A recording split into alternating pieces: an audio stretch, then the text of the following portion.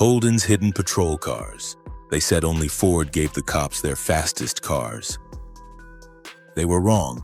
Holden did it too, quietly, out of sight and without leaving much evidence behind. In the shadows of Bathurst glory, a handful of Toranas were prepared for a very different race. The race to catch Ford's fastest Falcons.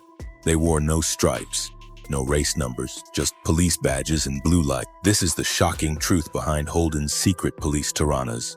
The 1970s begin, a nation obsessed with speed. Australia in the early 1970s was addicted to horsepower. Every Sunday, the country tuned into Mount Panorama. Falcon GTHOs, Monaros, and Chargers battled for pride and brand loyalty. And when Peter Brock crossed the line in 1972, his little LJ Torana XU1 humbled Ford's mighty Phase 3. It was a turning point, proof that a lightweight 6 could beat the biggest V8s. Police departments noticed. Highway patrol units were struggling to keep up with a new generation of high-performance streetcars. Their workhorse Holden Kingswoods were tough but slow. They needed something quicker, more agile, a car that could run down offenders before they disappeared over the horizon. In secret meetings between fleet managers and Holden executives, the idea was born. If Ford could slip GT hardware into plain Falcon 500s, maybe Holden could do the same with a Torana. The XU1 experiment, the lightweight interceptor, the LJ Torana GTR XU1 was already a legend. Triple carburetors, a high-compression 186.6 and a rally-tuned suspension setup. It was small, loud, and quick. 0 to 100 in just 7.5 seconds. Serious speed for 1972. According to old fleet paperwork and eyewitness accounts from retired officers, a handful of XU1s were quietly evaluated by New South Wales and Queensland Highway Patrol. They weren't part of any official press release. No publicity, no badges saying GTR. Just lightweight interceptors with a radio, a siren, and a tough clutch. In urban pursuits, they were almost untouchable. They could weave through traffic, dart into alleyways, and accelerate like a bullet out of corners. Officers said the Torana felt alive, like a go-kart with a badge. But there was a problem. It was too raw. No air conditioning, no power steering, no boot space for equipment. In a long chase, the car was as much a test of the driver as the criminal. Still, the XU1 had proved a point.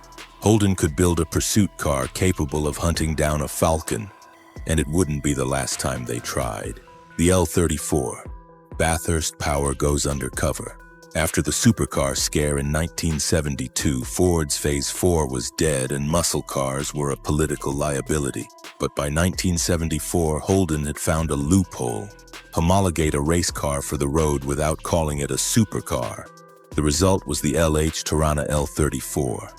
5-liter V8, ported heads, big valves, dual springs, solid cam, and Bathurst credentials written all over it. On paper, it made 308 horsepower. But everyone knew that was a lie. In Holden's engineering department, rumors spread that a few L-34s were earmarked for fleet evaluation. Unofficial testing, of course, nothing in writing. Some say HDT prepared a couple for state police units as demonstrators, fitted with calibrated speedos and HD cooling systems. Whether those cars were ever sworn in for service is still debated, but stories persist. Old mechanics talk about pulling apart a mystery L-34 in government colors. Retired officers recall a Torana pursuit car that went like hell but was impossible to keep cool. If the XU1 was the nimble knife, the L-34 was the sledgehammer. Too loud, too hot, too fast for official duty. But for a moment, Holden's racing blood flowed through a police uniform. The A9X legend. Too good for the job. By 1977, the Torana A9X had become Holden's ultimate weapon. A 308 V8 with a Borg Warner diff, 4-wheel discs, and race-bred aerodynamics. It won Bathurst so easily that commentators called it a one-make race. But what most people don't know is that Holden demonstrated the A9X to several state fleets. It was never officially adopted. Too expensive, too rare. But the idea was floated. Imagine a black or white A9X sedan with a police radio where the passenger seat should be, ready to chase down falcons on the open road. Some say one demo car was loaned to Victoria Police for testing. Others believe it was a Holden PR stunt that never went further than a photo shoot. The truth is murky, but every legend needs mystery. If the police had taken the A9X, it would have been the fastest pursuit car Australia had ever seen. But it was too precious to risk in service, and by the time the Commodore arrived, the Toranas era was over. The decline, from muscle to management. The 1980s brought a new reality. Petrol prices rose, insurance spiked, and fleet budgets tightened. Holden retired the Torana nameplate and introduced the VB Commodore. Smaller, simpler, more corporate. For police fleets, that made sense. They needed reliability and range, not Bathurst bragging rights. The Commodore became the new standard issue. Safe, predictable, easy to service. But for those who remembered the XU1 and L34, something had changed. The roar was gone. The danger, the excitement, all replaced by policy and paperwork. Still, in some regional stations, old Toranas lingered on for training or plainclothes duties. Rusty, rough, but still capable of a quick burst when needed. By the time the VL Turbo arrived in the mid-80s, Australia's police had moved on, but they owed a lot to the little cars that came before. The myth and the evidence. Did they really exist? Ask 10 people if there were police Toranas and you'll get 10 different answers. Some swear they saw one on the Hume Highway in 1975, white, no badges, blue lights in the grille. Others say they worked on them in fleet garages, pulling off the panels and finding HDT part numbers. But go looking for paper trails and you find almost nothing. No build records, no press photos, no fleet announcements. It makes sense. After the supercar scare, Holden couldn't be seen supplying racing cars to the police. So if it happened, and many believe it did, it was done quietly, under special fleet orders and test programs that were never publicly acknowledged. Every now and then, a car surfaces. A Torana with odd fleet stamps, a calibrated speedometer, a police-issue radio mount hidden under the dash.